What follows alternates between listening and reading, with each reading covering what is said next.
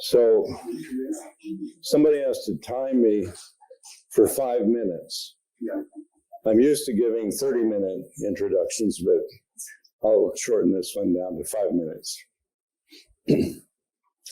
Steinbeck wrote a book called East of Eden, and the Murphy family was in it. And Mike was a student about the time I was at Stanford, and he went to Oroville. Sure, I've been to. And he was there for a while, and he came back, and he asked his grandmother, Bunny, if he could have Slade's hot springs. She said, no. No, you'd give it to the Indians. Later, of course, as you know, it was named Esalen. Okay. So he didn't get it, but this other guy who came from Louisville, Kentucky, went down there on the Big Sur because he wanted to write a book. And Bunny gave Slaves to him to be a caretaker. He walked around with a nightstick and a gun. And he was walking around doing things and writing his book. And one night he found a couple of guys there. One was Mike Murphy, part of the Murphy family. What are you doing here? And he pointed a .22 caliber automatic at him. There's also a great place for gay guys. Great scene for gay guys. So there are a lot of gay guys there. And he got upset one night because they were misbehaving, of course. And he started he fired his gun all night, blowing out the windows and all. It didn't kill anybody, but he did that. He also wrote an article that was published in the Girly magazine. So later on, the gays got together and beat him up. And Bunny came out in her Cadillac and said, "You're fired. Don't fire me. I won't drink anymore. I'll behave. I'll be a good guy. Get out of here." And she gave Slade's Hot Springs to her grandson, Mike Murphy. Hunter went back to Louisville. And so he was in Louisville. And the dates are a little mixed up for me, but when Mike took over, he said he wanted some help with this one, and I talked to him a little bit. And I took my friends Helen and Penelope on a trip down to Mexico, but we stopped at the hot springs, and that's the first time I'd ever been naked with a couple of beautiful women. So Mike took over Esalen. Hunter went back to Louisville, and somehow then he came back to North Beach, to Haight-Ashbury, and he entertained the Hells Angels. And that part of the story is much better recorded by Margaret and Ron and me. But to go on with the timeline a little bit, Haight-Ashbury was a really interesting thing. I'm an old guy, but I was out there with a psychedelic shop and all the rest. And we were doing a little event called America Needs Indians, and my partner Stuart wanted to make it a big event. So right about the time Hunter got together with Margaret, we did a thing in the Longshoremen's Hall. And it's called Trips Festival. It's in Kool-Aid acid test. And the part of it I take away with some of my friends, Jerry Garcia and Ken Kesey, they were there. And somebody warned me that it's just going to get out of control. So I was up on top of the tower. There were projectors all over the place. People started coming in and coming in and coming in. And I got down off the tower and went, there's Bill Graham taking fistfuls of dollar bills and shoving them in the safe. And I go outside, and the line went on forever. And I'm an architect, and there's fire department has limits on how many people are going to be. We had to close the doors, and they beat the doors down, broke the doors, and all the rest. It was a pretty interesting event. And that was contemporaneous with the Hells Angels and Hunter out there in the avenues. So then other things happened, and a whole bunch of bad boys appeared. Jerry Garcia, Gary Snyder, you go on and on and on. And they were an absolute necessity to our nation. Absolutely, they're not paid by the government. They're not a general in Vietnam. They just sort of rewrited the mess we were in. So time passed, and Margaret got busy with Hunter doing what they was doing, and Jan Wenner came along. And Jan Wenner got Hunter to write for the Rolling Stones. Well, that was a scene. And I'm not going to go through that. But then more time passed. And in 1971, I borrowed Grace Cathedral and got Steve Miller, and some other friends of mine to do an event there. The same thing happened. This is the second time it happened to me, 5 years apart. There was a traffic jam on Nob Hill, and we had to lock the doors of the cathedral because so many people wanted to get in. So that's the end of my introduction of Margaret and Ron. Thank you. Yeah. And I don't think that they know that you're the owner of this gallery. This is Zach Stewart. Yes, now we do things eccentrically here. This is the owner of the gallery, Zach Stewart, who kindly has us here. And thank you so much. Thank you for coming. And he's part of the history. This is not just like we get to a gallery and it has nothing to do with the event. Zach is part of the history of San Francisco that Hunter was part of, although he was a little bit older, but you would never know it. So thank you. And he lives on Francisco, I just discovered, with a neighbor of my friend Lawrence Ferlinghetti. My wife digs in her garden, and she's digging in the garden, and she runs into a bunch of charcoal. And under that, she comes to beach sand. Water Street down below is the old North Beach, which was a sandy beach pointing on the North Peninsula. We live on North Beach, and I've been there for 60 years. And, I meant to mention, Ron came out here in 93, and he made this marvelous writing of San Francisco. It took me 60 years to experience all the stuff he wrote about in 2 weeks. Thank you so much. Thank you, Zach. Thank you. I honestly feel like this. You mentioned your wife. Would you tell us Annie's last name? Somerville. I have been told Annie is a famous writer, Annie Somerville, and a famous chef. So we're surrounded here. You have to have something like that to get in. Now, I'm not going to give an introduction. What happened to Tim? Is he on yet? Okay, so back on the screen should be, there we go.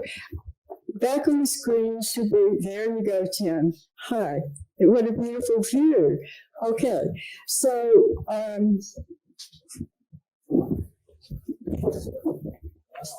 isn't this gorgeous? Thank you. Well, I've never listened. This is Tim's book, and this is why he's here with us today. Fruit Kingdom is received tremendous reviews. It's fantastic, and he himself is a fantastic writer and friend. And that's all the introduction I'm giving. Ryan has another one. masterfully juxtaposing the usually irreconcilable differences of page-turning action and state-of-the-art erudition. Freak Kingdom, Hunter S. Thompson's manic 10-year crusade against American fascism, is far and away the best book on the legendary writer Hunter S. Thompson's life and work, and that's nothing against the handful of other brilliant books on Hunter. Ladies and gentlemen, please welcome author, professor, editor, the one and only Timothy Denevi. Thank you, Margaret. I can't tell you how nice it is to be here virtually with true respect that I can possibly say. Ron and Margaret, it would be great to talk to you. And also to about being old ancestral home of my heart, San Francisco. Are you able to get me? Where I grew up in the place I love the most. And so, this is I would rather be there in person. Any chance to come to San Francisco, I will speak. I wouldn't really anything. Right now, I'm just going to read, I'm going to read a scene that was alluded to just a minute ago about when Hunter Thompson met the Hells Angels from my book in about 15 minutes. And then I would love to talk with Margaret and with Ron about the making of Hunter's book and about the making of Margaret's book and about how lucky we are to be together now. All these decades later, celebrating not just Hunter, but all of the wonderful people that have resolved to be accepted with him, also this city, which is, Russia. It's the city of my heart. I love San Francisco more than anything anywhere, even what it's become, because it's always in the process of doing something else. So, is that something that I read a little bit right now? Everyone's able to come in, and we'll do that? Play it on us. Okay, sounds good. Sounds good. And so this is the moment, and I just think the best way to talk about Hunter as a writer, and his evolution as a writer, is to read this really small selection from the second chapter of Freak Kingdom, which is about when Hunter met when Hunter met the Hells Angels. And this is an enormous point for San Franciscans there that know the geography, and this was in 1965. So I'll just read it, and then we can talk a lot about all of the different themes and topics out there. It was just before midnight on Thursday, March 25th, 1965, when Hunter Thompson stepped through the entrance to the Kapaa Hotel Bar, located on Evans Avenue near the border to Hunter's Point, a slim, worn-out lattice of auto shops and shipping cranes settled on the southernmost stretch of San Francisco's Rocky Bay Trail. The sky was wet, fog gray. The water from the nearby pier smelled like machinery. The streets were lit as if framed in by the city's lamps. Suddenly Thompson hesitated. The next minute he took off his blazer, a Palm Beach mattress that, with its tropical stripes, resembled nothing so much as a garishly patterned Scottish kilt. Briefly he considered shedding his tie too, but realized it wouldn't do much good. He was also wearing socks and wingtips, and aside from driving 6 or so miles back to his apartment in Ashbury and changing into jeans, there wasn't much he could do. Inside, members of the Hells Angels, another second game, another chapter were gathering for the weekly meeting. At his arrival, they all continued to do what they've been doing, shooting pool, waiting on drinks, but with an odd menace that amplified the attention of the room in Thompson's direction. That last being sat back. His contact on this evening was Frenchie, a slight, delicately bound angel in his 20s, who was currently playing pool and had yet to acknowledge Thompson's arrival. He continued to hang back by the bar and watched as Martin just showed up. Finally, Frenchie finished his pool game. He sent a shot walked over to Thompson and said, "So what do you want to know?" For much of the next hour, Thompson asked Frenchie every question he could about the days at Sydney, a really death's head suddenly stark denim, about their stinking, soiled outfits, about their personal backgrounds, about their resentments and expectations, about their day-to-day lives, and most of all, about the recent exposure the Hells Angels have received in the national media. In articles from Newsweek and Time, published just that week, most of which, because of the reporting that we have first-hand knowledge, relied exclusively on the testimony of law enforcement to paint the angels in cartoonish light, that of marauders looking to steal and rape and murder and then move on to the next town they could find. But is it true? Thompson wanted to know. More specifically, how has the national press gotten things wrong? Finally, he asked Frenchie, has this dash of publicity affected your day-to-day activities? Oh, I don't know, the delicate young angel replied. Of course, I don't have to read all this bullshit because it brings the heat down on us. He flashed a melancholic smile and added, since we've got famous, we've had more women come looking for us than we ever had before. Now, these days, we've got more action than we can handle. Finally, it was time for the chapter meeting. Once again, Thompson slept against the bar. Soon the conversation turned to the unexpected presence of the journalist from the midst. Who is this big cat? One of them just demanded. Another? A fucking reporter? Another? Let's beat his ass. Thompson stepped forward. Everyone in the meeting was about his age. One man who'd spent the day working in French's transmission shop and at the General Motors assembly line across the bay.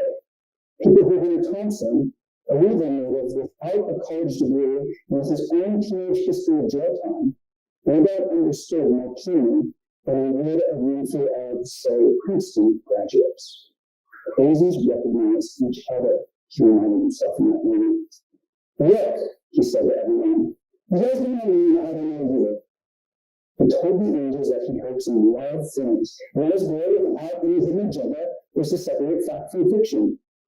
I'm here to get the real picture, he explained. I will do you the ultimate favor. I'll tell the American people the truth about you. Everything out there now is just terrible. And as if on cue, he produced a recent articles from Newsweek and Time. This is what happens when a lazy reporter does an article on roughing ready types like you guys. As the angels looked over the evidence, he added a few additional comments about the function of the outlaw press, with which he aligned himself and he was writing for the nation, and about how, all things considered, we should keep in mind that we plan to write the article anyway, so we might as well cooperate. His last point seemed to hit home, especially in the context of the current press clippings he passed around. I'd go nuts if I read that stuff all the time, one of them just said. It's all bullshit. Thompson concluded his pitch on a spontaneous note. Anyone who doubted his intentions was welcome to come back to his apartment on Parnassus for an all-night drinking bout. In the end, 5 of the angels accepted his offer. And when the bar closed at 2 a.m., they followed him on their motorcycles up across the city's hilly spine, all the way to the top of the 319 Parnassus. He arrived ahead of them and, darting inside, quickly explained the situation to his wife, Cindy. She knew he'd spent the evening reporting on the meeting, but it's fair to say that nothing could have prepared her for the arrival of half the San Francisco chapter of the notorious gang at her doorstep. Thompson tried to calm her. Inside, his young son Ryan was asleep. About the gang, she heard horrible things, but perhaps she also understood. Perhaps it was on some level, but among the many domestic skills her husband had spent the last half-decade developing, one of the most unheralded was his ability to identify threats during a crisis, especially when it came to the safety of his family and friends. In such environments, he had the uncanny ability to notice everything, including the potential for violence. Maybe he was asking her to trust him in this moment. One night later, Thompson moved past Eddie and grabbed the shotgun and kept in their apartment closet. From the front steps, he waved the gun at the angels, who were stood at the curb below, and shouted, I'm not much for fist fighting. I prefer to settle my beefs with a double-barreled 12-gauge shotgun. This didn't do much to calm Sandy, but for his guests, it seemed to make a certain kind of sense. Already Thompson knew that the most dangerous thing about the Hells Angels was their preference for total retaliation. When they unperceived attack with over-the-top violence. By taking out the gun, he raised the stakes as high as they could go. It was mutually assured destruction. In the next moment, the 5 Hells Angels entered his apartment. There was Frenchie was making contact. Filthy Phil, from the president of the San Francisco chapter. Okie Ray, a well-known burglar. Crazy Rock, who worked as a janitor. And another nickname Puff. After a tense They all settled in Thompson's chairs on his couch. So they retreated to the bedroom where Warren was sleeping and tried her best to go back to bed. Their apartment was long and slim. The fireplace, which no longer works, was filled with crushed up beer cans. Above it on the wall hung a Thompson at home quote by Samuel Johnson, one of his favorites. He makes a beast of himself, which for the home of being a man. Thompson put a record on the stereo, the freewheeling Bob Dylan. The angels help themselves to his alcohol, a case of beer and a gallon of cheap wine. And after a while, they all found themselves talking easily together. Thompson's generous qualities matched, we began to realize, by natural curiosity on the part of his guests. Where did you get this amazing music? They wanted to know. Eventually, happened to be a crack guitar playing banjoist. His young wife was a serious fan of American folk music, and listening to Dylan's album for the first time, he was struck by the OJ ballads, by the tone of resentment and bewilderment and loss. Together, they listened to the lyrics of Blowing in the Wind, Masters of War, A Hard Rain's Gonna Fall, Don't Think Twice, It's All Right, Talking World War III Blues, and I Shall Be Free. It appeared that Thompson's impromptu late-night gesture, imitation of his hangers, wife and money over sleeping in the window had disarmed them. These members of the Hells Angels would remain in Thompson's apartment, drinking and talking and listening about Dylan until dawn. The bedroom Ron was still asleep. Some of the girls, terrified, but maybe when she needed to head downtown for her 4-hour shift to the realtor's office. The family's main source of income these past few months, and the 5 bikers departed just as she was getting ready to leave. Thompson spoke with her on the way out of the door. Nothing terrible had happened, as he promised, and all along he'd come away with the opportunity to tell a story no one else could write. It was the sort of breakthrough an actor might hope for, or a politician, the chance to stand apart from the pack. This also meant it could be a monetary breakthrough, to know the future would be a chance of jumping up with journalistic income level. Does anyone understand? In the context of the recent financial crisis, perhaps the better question would be whether or not she considered a night like this, when populated by the most notorious violent gang members in all of California, worth it. But she still be able to convince herself after the fact that the terror she and her family had just endured was a necessary step on the path toward making their life better. When she left for work, and Thompson sat down in his typewriter, alone with his sleeping son, he felt exhilarated. It was dawn in San Francisco. A fine curtain of coastal rain was drawing east. Already the day was low and light-capped. Already the day was as low and light-capped as the ocean around. The Dexter journey Thompson took was still working on him. He was spent the next few hours letting letters to friends on the East Coast. In a hurried salesman's course, he articulated the limit to this experience, and why it was so distinctly lucrative. But in truth, there was much more at stake than money. The people he just met, the men who listened thoughtfully to Bob Dylan, and at the same time portrayed themselves, physically and culturally, as adherents to a perverse system of violent retaliation, were so deeply contradictory that he could never have made them up. Thank you, guys. And so we can talk about, we can jump right in now to composition and creation of Hells Angels at that moment in time. Fantastic. That was May 1965, right? And that article was published in The Nation, which opened so many doors. He received offers from national magazines and book authors, which led 2 years later to the publication of Hells Angels by Random House. And I'm sitting next to the lady who ended up being the editor for the book. So my first stop yesterday, Tim, was at that first apartment on Parnassus. Margaret Ann took it, and I took a taxi over there to bring the Hells Angels full circle with the publication of Hells Angels letters.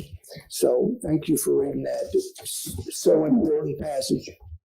Thank you, Ron. What did you think of that out on the top of the hill by the San Francisco Medical Center? What did you think of that part of the city? I mean, it's such a fascinating, beautiful region that overlooks Kiva, and it has a really big ridge from that. I'm sorry, I had a maybe different. I was struck by it. So we were riding the taxi, and suddenly above us there were hills and hills and hills going up, and the hills were going up, and at the top was Parnassus. I had not been thinking that they were really doing Mount Parnassus, but it was a reference to the Greek mountain, and that's where Hunter lived, up on top of all the hills, and that just really struck me, and it was symbolic, and so this was like getting to the very top of the hill, the very top of your whatever. Go to Mount Parnassus, where the muses are, where poetry and music is. So that was what I was struck by. The association, it was just kind of marvelous to me. But I would like to ask you something you said in your book, that you said the angels were deeply contradictory, that they loved Bob Dylan, and yet they practiced total retaliation. So this led me to ask you, is this the kind of topic that Hunter would choose, a topic that involved being deeply contradictory? And if so, if he used those topics, if that's the way you see it, is this the kind of person he was? It's a wonderful question, Margaret, and it says so much to today. I think, and now that we've been talking about this all weekend, this was a subject that surprised Hunter, and he did more than he had thought. I mean, Margaret and I have talked about this a lot. One of the beautiful aspects of Hell's Angels, something that I think Margaret helped Thompson so much articulate and specify, was the difference between the way that Hell's Angels were perceived in American culture and how they actually appeared. And that difference was so striking that was perhaps a starting point, an entry point.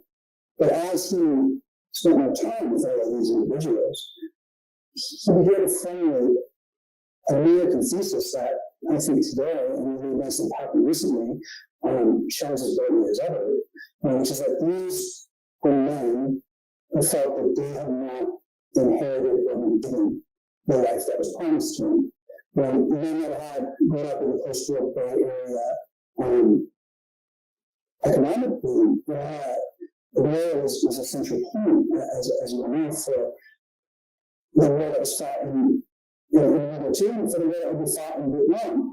And there was the idea that our lives are going to be better if we're working with us, if we're working in different factories within Oakland and San Francisco than our parents. And that wasn't happening in the 1960s. They felt left out. They felt that this war that they were promised to take part in, being able to buy a house, being able to live in this region, was not accessible to them anymore. And Thompson talks about them nowadays as losers, right? As being outside of the game. And what's fascinating to Hunter, I think, is that they chose to kind of band together and take this idea of total retaliation and also to make noise and to kind of go out and selfish and battle fire instead of just going out quietly. And that's something that he captured so well. And I think he was fascinated by them. He was fascinated by the labor of them. He was fascinated by the interest in Bob Dylan and in literature and other people. And also the fact that one could fight somebody to me with death as a group. And so, what I think is what's appealing about them, is also what was appealing to Thompson.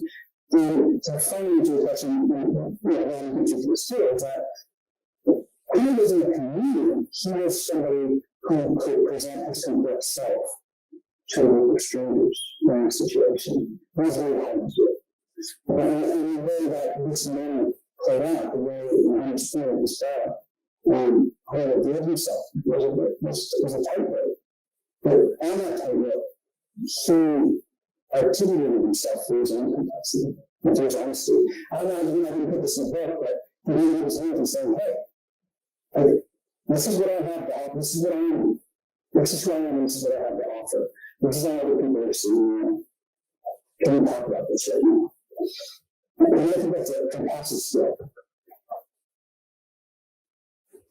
Heidi, I was thinking those two words deeply contradictory that were his subject matter, but that followed him, or he took that wherever he went later. Like if you're getting to Fear and Loathing in Las Vegas, if you're getting to the Kentucky Derby piece, not every single piece, but most of them depend on contradiction. He's on, you know which side he's on really, because mostly but he's contradictory, and which makes depth and which helps you get to truth. So I was really impressed that you used those two words, deeply contradictory. It was like a little wonderful summary for me. You want to say something? The deep contradiction is inherent to the rare genius juvenile delinquent iconoclast who comes from Kentucky. And Hunter's not the only one. There are others. I've studied this for a long time. The handful of people who become major transformers of whatever area, field of endeavor they go up in and develop and evolve into, from President Abraham Lincoln to Loretta Lynn, Bill Monroe, the Everly Brothers. There's a long list, Johnny Depp, the actor, long list of individuals who don't just, they got it in their blood and in their DNA to not take any shit off of anybody and to stand up to the system in particular, because the system represents authority, which unreasoning power. You want to tell me what to do? Give me a good reason for doing it, and maybe I will, but maybe I won't. And so Hunter comes out of that, and it's not talked about too much. And being a Kentucky boy myself with that same kind of attitude, Hunter and I, as soon as we met, we saw that in each other.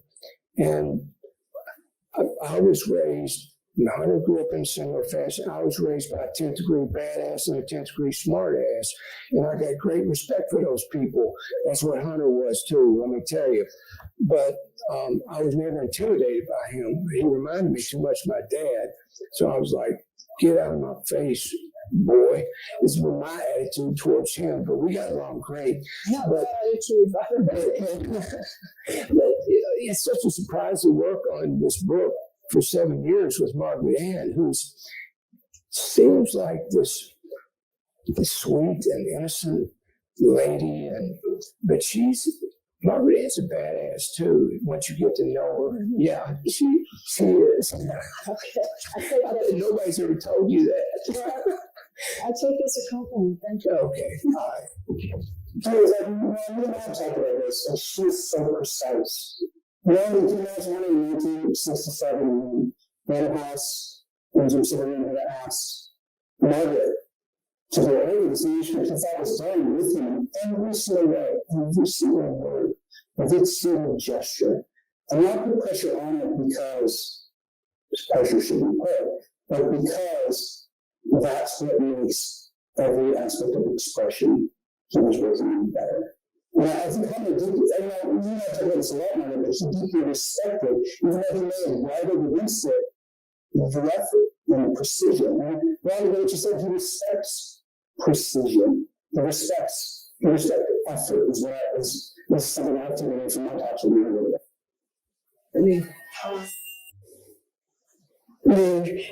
He loves the musicality, and I do too.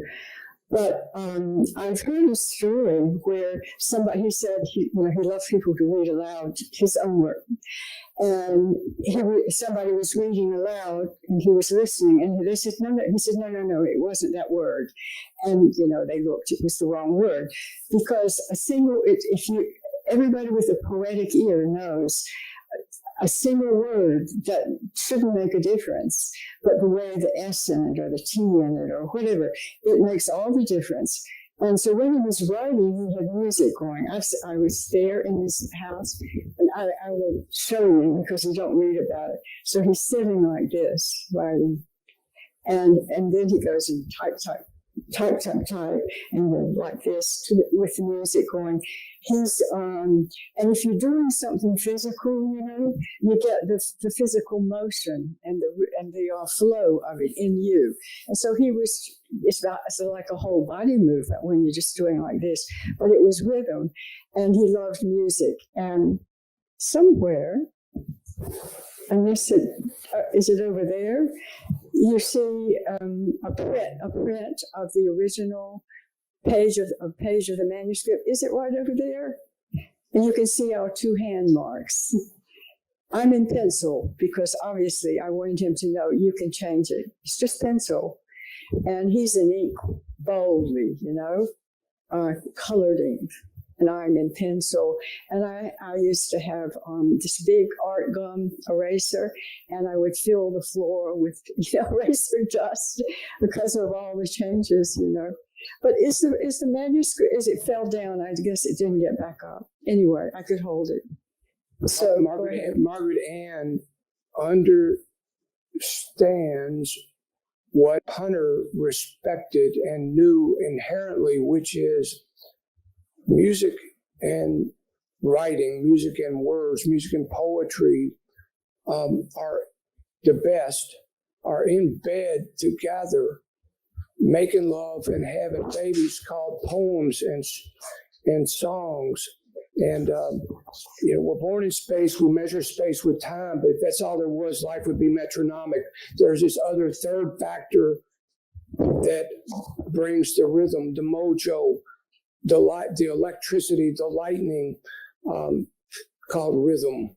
And man, one of the problems with academia is it all starts, everything that's taught starts and ends in the brain, in the mind, and the rest is bled out, dried up of what it means to be a human being. Why do we love the great art we love, the songs we love, the movies we love?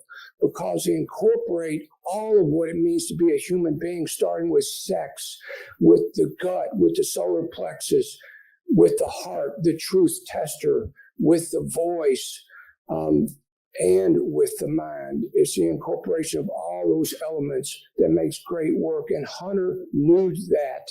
It was in him. He knew it. He was born with that awareness.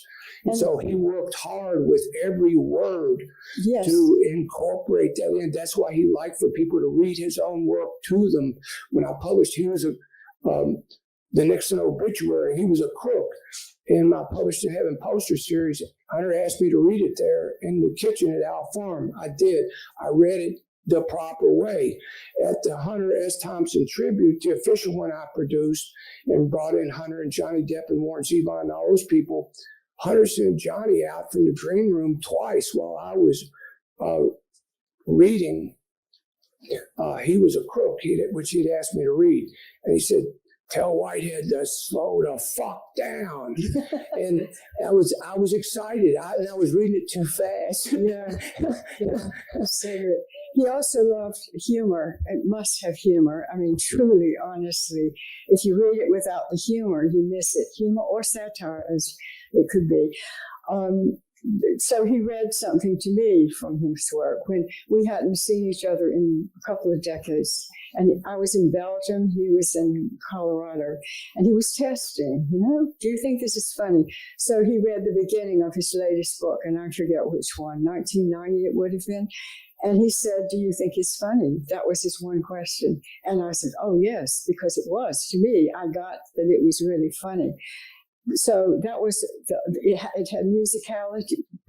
His writing had musicality, which is also something is flowing, which means it doesn't get stuck. If it gets stuck, then it loses, like Faulkner said, what is it? Life is movement. Anyway, is it life is movement? Anyway, movement, the word movement. If it gets stuck, then it's no longer musical or alive or whatever. And then it has humor, because if you don't have humor, you don't get a distant perspective to stand and look at it, and you just jump into it. So he had the humor, which meant he had to be able to observe from a distance too, and simply get lost in the humor. Yes.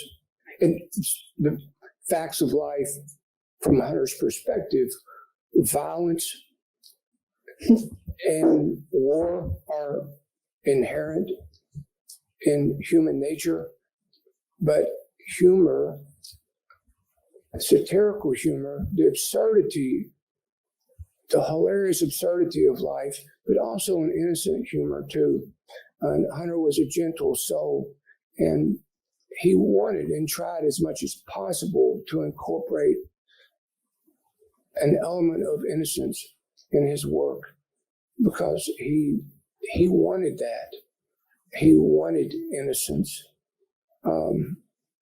And he saw the world as a poet sees. He saw clearly. He wrote some poems. Instantly, a person, he could read a person in a heartbeat. He could read a scene in a heartbeat and know what's going down, and determine through his intuition how to respond to it.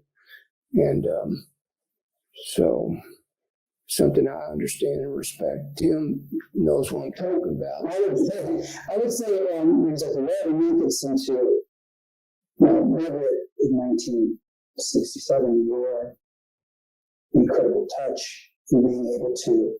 I think one of the hardest things as an editor is to make a work more precise while retaining its tone, its humor, and its authenticity. And we often lose the musicality. We talked about one word being changed, right? Well, when Hunter would hear somebody reading something back, but I think Hunter also understood that with an editor you respect, you're so lucky to be able to hone your prose and to see other options to it. I always remember he wrote Marion Miller when Superman Comes to the Supermarket came out in 1960, and Esquire was about John F. Kennedy in Los Angeles for the Great National Convention. And he tells Mary in the letter, he says, I heard that you got really mad that they made it, the title of it, Superman Comes to the Supermarket. You wanted it to be Superman Comes to the Supermarket. And Hunter said, young Hunter, he said, I think that the rhythm of Superman Comes to the Supermarket is much better. I think this is Tamir, who would become his friend, right? Later in life, and would become somebody who was close to him. But I think that gets at exactly what you're saying. I think he respected and felt very lucky to work with Margaret and to be able to hone and make precise his prose while retaining the humor, the authenticity, the verb, the spirit, the inherent musicality. And that's the hardest thing for an editor to do, is to make your work more specific and to keep in place the musicality that drives it. Margaret, you did that with Los Angeles. I think that's what we see in those pages that we're lucky enough now to witness in your book, and also you have on display there. And I think that's a story that hasn't always been told in the Hunters moving forward. It was like, oh, yeah, Leonard's just hands off, give me a lot of money, it's okay, don't touch my prose. And I think that Los Angeles, part of the brilliance of that book, an important part of it. It's something I've always thought about is, and Ron can speak to this too, is that no matter what we write, we're working in a collaborative space. We don't want to be, but we are as writers. And Los Angeles attests to that for me. Tim, while we have the honor of you having here present with us, I wish you would address the issue of the birth of Gonzo. And my feeling is the end of Hell's Angels, when he talks about taking the motorcycle out and the edge, you catch a glimpse of the birth of Gonzo, but you take it on through in a brilliant manner to Fear and Loathing in Las Vegas. And so there's a bridge here. I wish you would discuss that, since we're talking about the Hells Angels, but if it wasn't for the Hells Angels, there wouldn't be Fear and Loathing in Las Vegas. And so if you could talk about that just a little bit, I'd appreciate it. Yeah, I mean, just quickly, all of you in San Francisco right now, the scene that he describes, that Ron just mentioned, was the seminal moment in Hells Angels where Hunter Thompson is driving down. I don't even know if the Pacific Coast Highway still exists in entirety. I don't know if it's been swallowed into ocean wet by various landslides, but Hunter Thompson takes his motorcycle onto the Pacific Coast Highway and drives all the way down through Rockaway to basically the border of Santa Cruz. And he's having, from my understanding, a really rough time trying to get the out, struggling with life and family and everything that's going on. And he comes back after pushing his motorcycle right to the edge, after pushing his motorcycle at that moment where he can feel the sand underneath him, about to get out. And he understands that this is, without words yet, this is that space between the world we live in, and whatever it is beyond this. And he makes it on, turns this, he goes slow, he gets back, and he sits down in his typewriter overlooking the Bay Bridge. And overlooking the Bay. And his window is broken because of a, altercation he had earlier. So he's looking through the broken window, and with flashing lights. The Golden Gate has its fog lights that flash at the top of it. And he composes right there that crowd, what it was like to take his motorcycle over these curves and feel the way. And then we come back and compose it in real time right there. And that to me is the book of Gonzo journalism. It's the book that, however we identify it and understand it. And that one goes through the Kentucky Derby is that he went into Crave. Even before that, through his experience in 1968, some of the notes he wrote about the Democratic National Convention, about experiencing being beaten out. And then after Fear and Loathing in Las Vegas, I think one of his most valuable pieces is essay about Ruben Salazar, and about he was a journalist in Los Angeles who was murdered by the police. And his experience with the police in that essay, where he realizes that if the police are willing to kill Ruben Salazar, he was this traumatized moment, what's to stop them from killing another journalist asking about Ruben Salazar's murder? And that dramatization of him realizing how precarious the situation is, to me, it's such a lovely explanation of the Gonzo ethic. The reality of the writer, the person participating in it, while also existing in a large context. And so, I think that the context of Gonzo goes down through Hells Angels, then into his experience in 68, into this composition of the Kentucky Derby Second Grade, and especially the Ruben Salazar essay, which was written at the same time as Fear and Loathing in Las Vegas. And then the ultimate expression for me of Gonzo journalism, and you can specify this is actually part of it, is Fear and Loathing on the Campaign Trail in 1972. Where history is basically happening around it.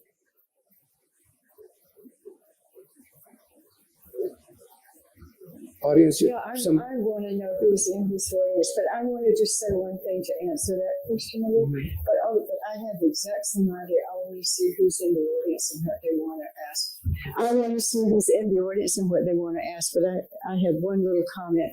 I always start when I knew Hunter before there was Gonzo. For one thing, his friend William Kennedy, the author, he said that Hunter began to put on costumes and become a little bit of the Gonzo figure in a book tour of Hells Angels. He was doing for show, a public persona. He was beginning to put on, but that wasn't enough just to start Gonzo, and he didn't have Duke. And he could have started Gonzo with the snake I kept in his office. He could have done this most crazy, wild thing, but he didn't. And he could have started Gonzo when he went on the book tour, and I was keeping notes for him of all the absurdities, the satire, and he was reacting, and he was going to write it up for Paul Krasner. He had already had a money deposit, but he couldn't write it. And so he couldn't, he was primed for it, and he was going in that direction, but the magic thing didn't come to make him actually put it in writing. It was already inside him.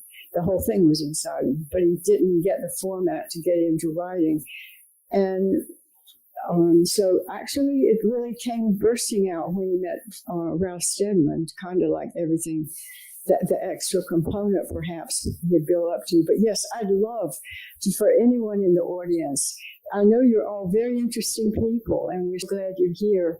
Anything that you want to ask or say or contribute in any way? Questions, please, Zach.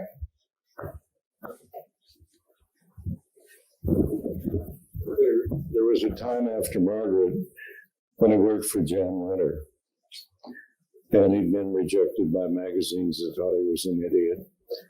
Winter was enchanted by his writing, just knocked out by it.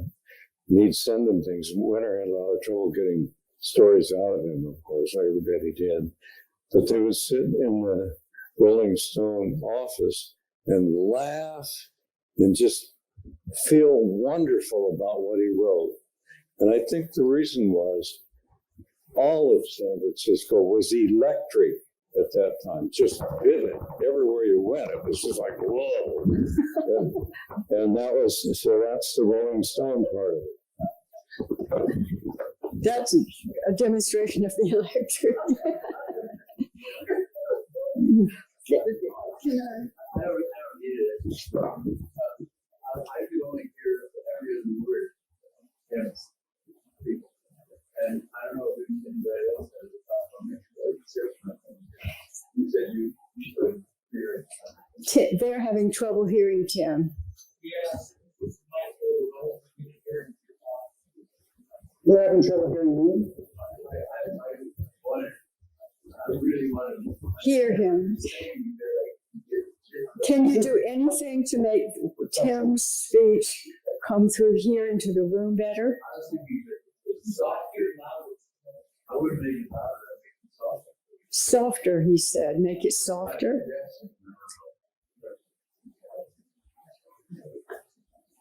Well, if you tell us when he speaks, if it works better or not. You can hear us fine. I could sort of make it hear. Yeah. They're fun, then get a little close. When you love that, Yeah. we're both a little hard of hearing too, aren't we? You said, Never mind. she said she's hard of hearing, though. It's earlier, so. No, that's It's fun. yes. We'll discuss it later. Okay, are there any other questions? I know there got to be a couple of questions. Please. All questions are welcome. I tell people all the time, Tell us. you got a question, I got an answer.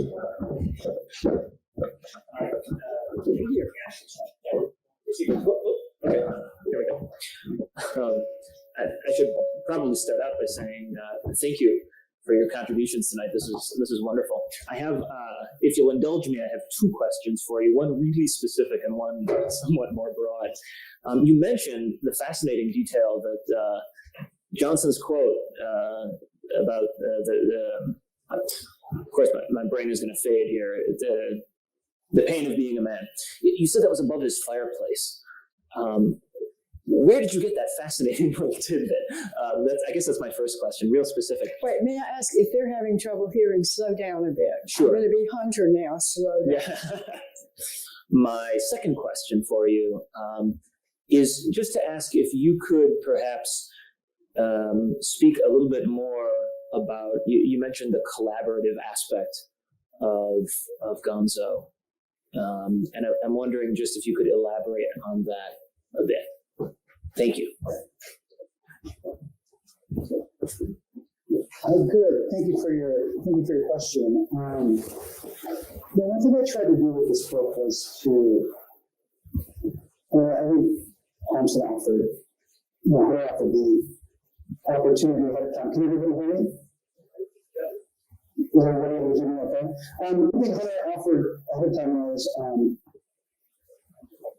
to work within the developed form. And long story short is, I tried to have details like the boat smell like machine oil. The picture of the plaque that you talked about, right over his thing. And so in the footnotes, then I would cite every single detail. And some of these came from interviews, some of these came from already published work, some of these came from letters. And there was a great, he actually wrote me a wonderful long email. A writer named Raven, who wrote The Darker Side of the Night with Frank Thompson, I think in the early 2000s in the Yellow Review, in the early time. And it was just a very, really engaging personal essay about being there in his apartment. And he had given the detail of the beer cans in the fireplace that was extinguished, and of that sign being over that fireplace. And it's frustrating because I wanted the reader to know where I began with all this information and where I ended up, and how I rendered it. So that's why I realized, that's why I didn't do the notes. I didn't do the notes section because I wanted the notes section. I wanted the reader to know, what exactly your question. Where did you originally come up with this detail? When you say, I thought I thought phrases recognized phrases. I want the reader to think like, well, how do you know that you thought that? And you can see where I started with that. You can see the work idea in a sense. And I was very lucky that Margaret read every word of this book. And the parts that she's in, she went through, she'd be like, how do I know I was living with Jim and Tommy? Did we pick up Jim at that corner in my house? I'm not sure. And it was wonderful. It was wonderful the way and the effort that she put on. Some of it was more contextual effort. We talked about Barry Goldwater. We talked about his reaction to certain moments. And some of it was specific moments from real memory. And I felt so lucky that she was able to apply her reading and the pressure of detail to the decisions I made. And in the end, I did try to make sure that every specific detail that comes out is accounted for. And the reader can then judge. And I may be wrong in some of the original details I took and the way that I learned them, but I want to do that. But I think that's hopefully the respectful space to Tim, not just hope that all the people in this book, from Oscars that are accosted to I said, people love that about your book, that you went on location, you roamed through San Francisco, you saw the smell of this, and that Hunter's window looked down, you could see the bay from it. All these details you gave, people loved. And so when you got to my details that I corrected you, he said, for instance, that I was backstage when Hunter was doing what was that program?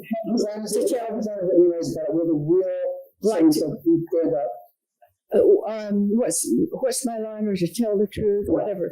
Anyway, yeah, and he had in there that I looked something like that. I looked over at the monitor or whatever, and I said, "We didn't have any."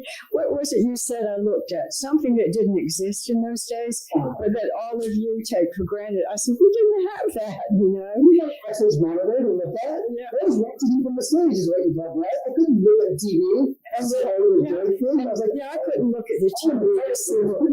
We didn't have it. And then there was something else that I'm trying to think of another example. Oh, yeah. I said that he knew that William Kennedy and Hunter and Jean Lagar went back to my apartment. That was quite a group there in my apartment with Selma Shapiro, the publicity person from Random House for Hunter. The first night he arrived, that we met him, he came back. We were loaded down. We had bought Jefferson Airplane new album, and we had bought Dylan, and Hunter was just raving about them, so I had to buy them. He loves them so much, and we stood in the snow, and we got these albums, and we went back that night, and we were playing them. And so Tim, just using a word that he thought applied, he said something about my team. And I said, we didn't have teams. That's not the way a small press like Random House being small, then we didn't have teams. And so there are precision words. If any of you are being writers, listen to. Yeah, if any of you are being writers, the people really could recognize and appreciate that you get the historic, go back to the time scene and be true to the period and the choice of words. Are you two writers by any means? You two there? I'm just wondering if you're here because you like to write, or you're writers, or you're journalists. Yeah, I thought there must be. So for you, we should, boy, Ron and I have been talking about what on earth does a young journalist do today, in the world of journalism. Like, for instance, Tim was talking about Hunter went out to the Angels and he asked them this and this and this, is it true? He said, is it true? And that to him was the important thing. Is it true? Or are the journalists on the East Coast correct or not? Is it true? Very important. Every tool he had was to find the truth. I personally don't see journalists to be doing that today because they're caught in the corporate world. Yes, they're pawns of corporations, and they're told what to say, and that's what they say. Generally speaking, there are exceptions to that rule, but that is a problem for journalists today. So we're going to pound on you, if you don't already have it, to look first at the truth and find it, and you'll find people who crave your writing. Is that what you're doing? Yeah, I write for some local newspapers, and then in San Francisco, probably the most popular is El Tecolote, which is a bilingual newspaper. Yeah. It's been running for 50 years. And so kind of hard news, but do you get free? Can you say what you want, or do you have to go by the company attitude toward things? Well, I kind of freelance, but I have a pretty good relationship with the editor-in-chief, and he basically gives free rein as long as you are following the journalistic principles and attributions and things of that nature. We're so glad you came and that you remember Hunter as a journalist, and he was such a good one, and not just in blazing. There's some other phrase in here that was in the notes I dropped, and I don't want to keep holding them. But another, it's for Tim and Ron and you. A phrase that Hunter said. He took the Hells Angels book, Random House idea and a contract. He wanted to continue this experimentation in impressionistic nonfiction in his journalism. That would be this book. I actually want to ask him, what on earth did he mean that he had been writing impressionistic nonfiction before Hells Angels book? What did he mean? It's like an idea of lyric nonfiction, where it's nonfiction that adheres to the facts that can be ascertained and verified, but that as fiction does in its dramatization and in its subjectivity, which we all possess, articulates a rendering on an experience or a moment that goes beyond who, what, when, there, and how. I think he was already thinking about that in the early 60s in an interesting way.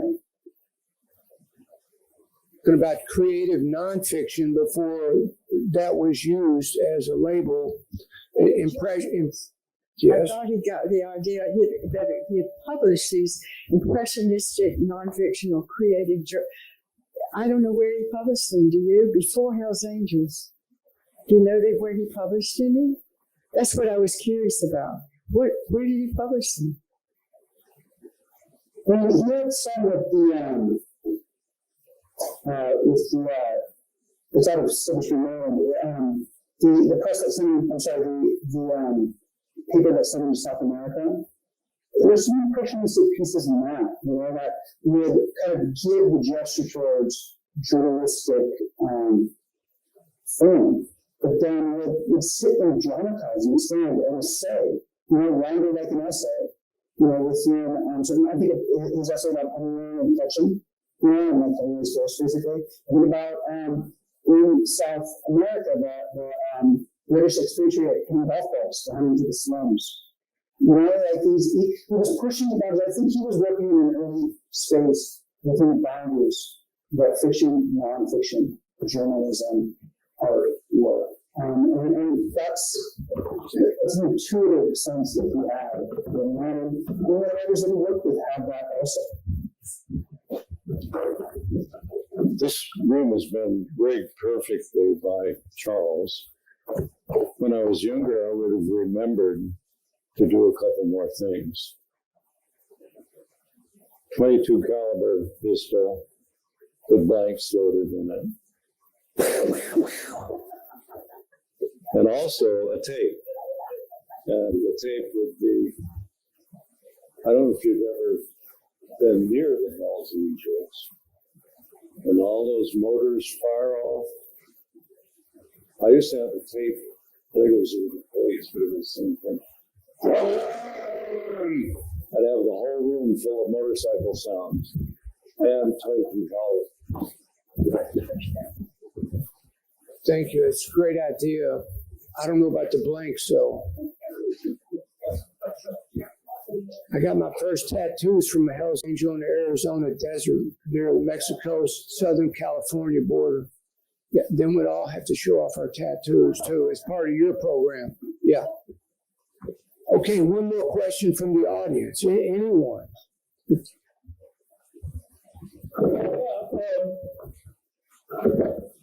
Somebody once said that if Salvador Dali had only been hit by a streetcar in 1940, he'd been one of the great artists of the 20th century.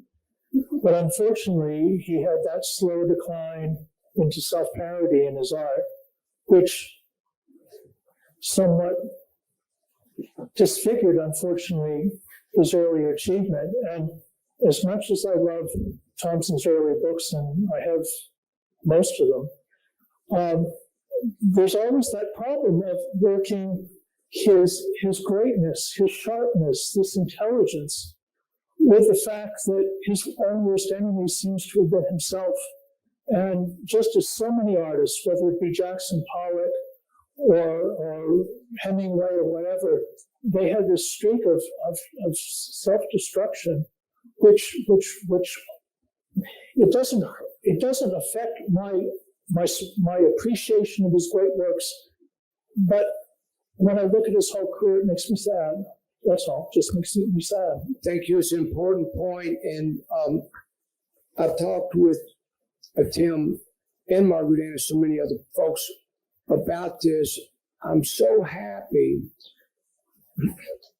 The ivory tower of academia, where I spent many years while doing simultaneously my creative work,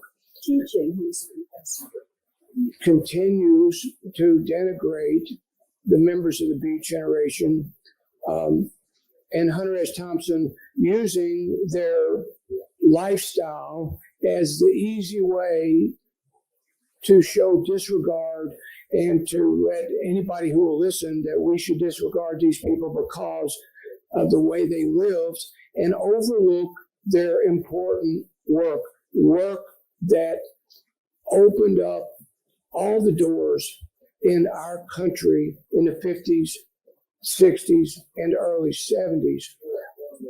It transformed America and started breaking up and bringing changes to white male landowner patriarchy. But what I'm thankful to see is a new generation of scholars, critics, who are, for the first time in the past decade, Tim is one, Rory Patrick Behan, who just got his PhD with a brilliant dissertation there at the University of Limerick in Ireland on Hunter S. Thompson, with particular focus on the Hunter figure. And Rory is going to be one of our special guests Sunday for our afternoon panel. And young gentleman who's come from New York. No. Wisconsin, where Georgia O'Keeffe's from, and is finishing up his dissertation on Hunter. And they are finally doing what my friend Douglas Brinkley, editor of Hunter's Letters,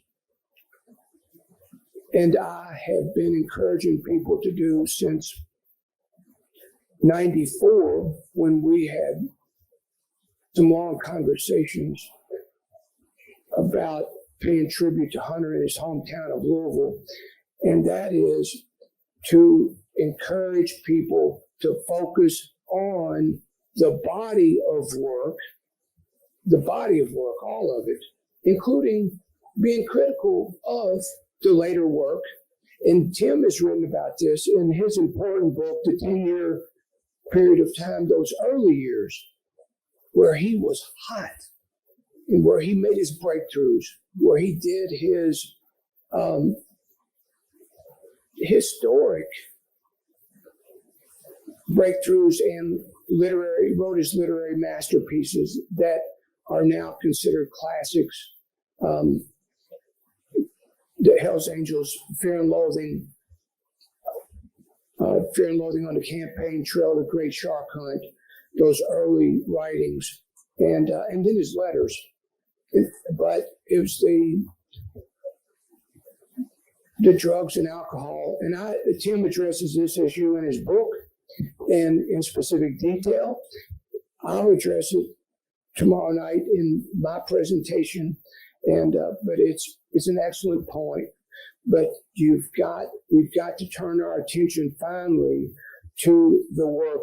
Just like George Orwell's 1984, people finally started looking at the literary aspect of that work and saw what a masterful job of writing it is. And we got to do the same thing with Hunter's work, particularly his early work. Yes, the drugs and alcohol began to take a toll, and he used those to ease the pain of what he saw. The truth was his number one priority. Telling the truth, being the truth, living the truth. I would just say that touches me, your question that you felt sad. It touches me, your question that you felt sad. And if I try to think of that, I first saw him as this handsome young man, tall, lanky, for a spark of a spark, and humor, and also an internalness which appealed to me, that I could see the internal, the way he would look inside as well.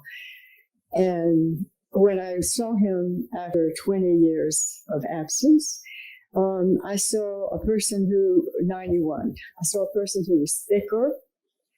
And that kind of surprised me, because the young guy was so slim, and the way he walked was with that slimness.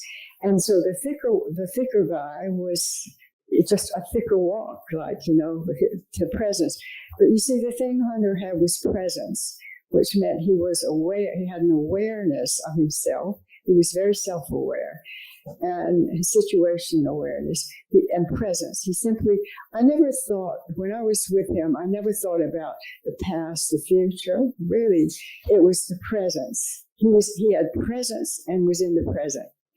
And so I didn't see him after 91, but I know that he still had Deborah at the ranch. And Deborah Fuller. She took care of whatever he needed to be taken care of. And she was a wonderful companion, and humor too, and giving him his vitamins.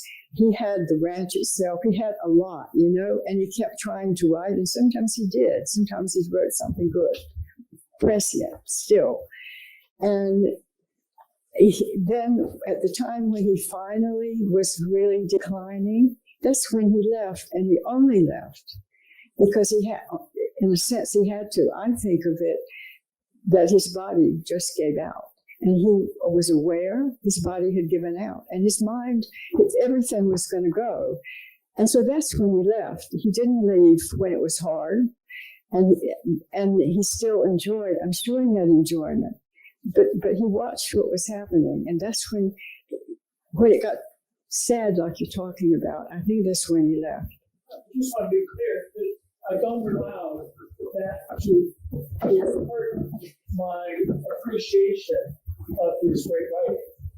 Just as I'm sad that Mark Rothko took his life, but that doesn't mean that I do not love Mark Rothko's paintings. Well, there is, yeah, Mark Rothko's stood for. It is just there is a sadness, true. he's there that Yeah. I wish it was. It's the agony and the ecstasy. There is a sad agony and the ecstasy. The hills of Parnassus, you go up and down. His life did have all of that. It's true. Yeah. Hemingway I would is say, as a final note, that as we were closer to the lives that these writers play, as we are, we see their delineations in a different way. And final note I'll say is that whether we read John Denevi right now, whether we read James Weldon right now, whether we read Hunter Thompson right now, it gets to exactly what Ryan and Margaret are talking about, which is the truth. On January 6th, I was in Washington, D.C. I was in the crowd during Trump's speech. I was with the crowd of thousands that was walking toward the Capitol. Thinking I'm a Californian, it's a San Jose person in my heart, and it's so goddamn cold. I ducked into a hotel, didn't keep going as a journalist with them. But I'll say that at that moment I thought, and this is true, like Hunter Thompson would have understood something I'm not yet seeing right now at this moment. He would have looked at these people and the similarities that I was catching on with, in the aspects of, the aspects of pain, the aspects that we saw in Hells Angels, the aspects of bluster, the aspects of sickness, the aspects of humanity. We would have seen them and we would have understood that crowd in a way that most journalists and writers right now are missing. And that's what we miss, and that's why he remains today as somebody we read and is necessary to the American experience. Thank you, Tim. He actually prophesied in Hell's Angels the coming of what we've experienced in recent years, certainly in the last those 4 years, and which hasn't gone away. Okay, thank you, Tim. That was beautifully put. It's fantastic to see you. Listen. Thank y'all for coming out tonight, and we invite you back tomorrow afternoon. I'm going to be tomorrow afternoon. I do hope you come. There is a local person, a New York Times reporter. I think he lives the edge of San Francisco. David Streitfeld. He is a Pulitzer Prize-winning journalist, and in particular, he has interviewed Hunter at least 3 times. I don't know how many times. He said more than 2, multiple, which means that Hunter had him to keep coming back. And he has many stories. I'm going to get the book. I want to show you the stories he has. I'm not going to tell them. I'm going to inspire me to come. And while she's getting the book, tomorrow evening at 7:00, Grant Goodwine, who did the art for the cover and for inside the book, will be here doing a live painting. And then at 8, I will be presenting Searching for Hunter S. Thompson, the State of Gonzo Address. Following me will be John Brick, this young fellow from Wisconsin, who will be presenting his on Hunter and let us know the work that he's doing. I can't wait to hear his talk. That's tomorrow night. Go ahead, Margaret Ann. Yeah. So this is you see, I love both of your books. This is a collection of essays, but they're essays you can't find anywhere. I don't know how he got them, but they are fabulous words of Hunter coming alive. They're really good, these essays. So some are by him and some are by other people that he collected as an editor. So he's so interesting, David Strikehill, and also talk about precision. Good heavens, when I ask him a question, he pauses to think. He's like a formidable person. So if you're interested in journalism, it's going to be a real journalist. And the book is titled? Oh, the book is titled The Last Interview, Hunter S. Thompson, and what else does it say? And Other Conversations. And Other Conversations, yeah. Here it said that his essay to introduce the book about Hunter Thompson, that data is fantastic. It's really from 2019. It's totally, he tells funny stories. Yeah, he tells funny stories too about Hunter. Like, he went up to his room and there's Hunter and he's banging the door to his hotel room and he watches him and he keeps banging the door and he says, "What are you doing?" And he opens the door and then he shuts it like that again. And he says, "Somebody complained about the noise." And he said the way to get rid of a complaint about the noise is to make more noise. I mean, crazy. He did crazy stuff like that, but he was also a very sweet person. He was contradictory. But so anyway, I'm going to try to draw him out, and he's going to try to make me answer questions. And I'm going to try to have a discussion because he's fascinating to talk to, like just us back and forth. But he's intent on asking me questions. And like I said, I'm intent when I answer to actually get him to have a conversation because he knows so much. We're sitting there, we both knew Hunter in different ways, but I mean, he knew Hunter, he had to know him well for Hunter to allow him to keep interviewing him. And he has all these stories and is a tip-top journalist, So that's at 2:30. That's a conversation, and I mentioned tomorrow night, and then Sunday afternoon at 2:00, we have some of the world's leading scholars on Hunter S. Thompson. William McKean, who is the chair of journalism, graduate and undergraduate at Boston University, who wrote Outlaw Journalist, The Life and Times of Hunter S. Thompson, the great biography, and actually wrote the first biography on Hunter. He's participating, Rory Patrick Feehan, who I mentioned earlier, and he always goes by doctor now because he's a new PhD. He wrote about Hunter. He's so fantastic. And then we've got Peter Richardson. These are all doctors, but the others don't use the doctor. Peter Richardson has written. He's done a million kinds of things. Editor at a publishing house, professor at San Francisco University. Anyway, he's written a brand new book called Something is about Hunter. That's University at UCLA. That's just coming out, I think, November. And so he's fresh with his book. I think has to do, with Hunter in California. Anyway, he's a brilliant man too. And then we have a fourth one. Who's the fourth one? We have Peter. Oh, then David Strikehill, the New York Times journalist, is coming back again. And we have two films. We're going to show a short 9-minute film to open that up. A film by Tim Ferriss. Tim Ferriss has taught here in California. Do you know him? Do you know him, Zach? Yeah. He was Hunter's friend at Rolling Stone when he was a science writer there, and they were friends all the way to the end. But this man is considered by many people the best science writer in modern times. He's like a real scientist. And you notice the friends that Hunter has, the kind of positions they've reached. This is a famous man. And he's going to give us his reminiscences because this man was so movingly close to him.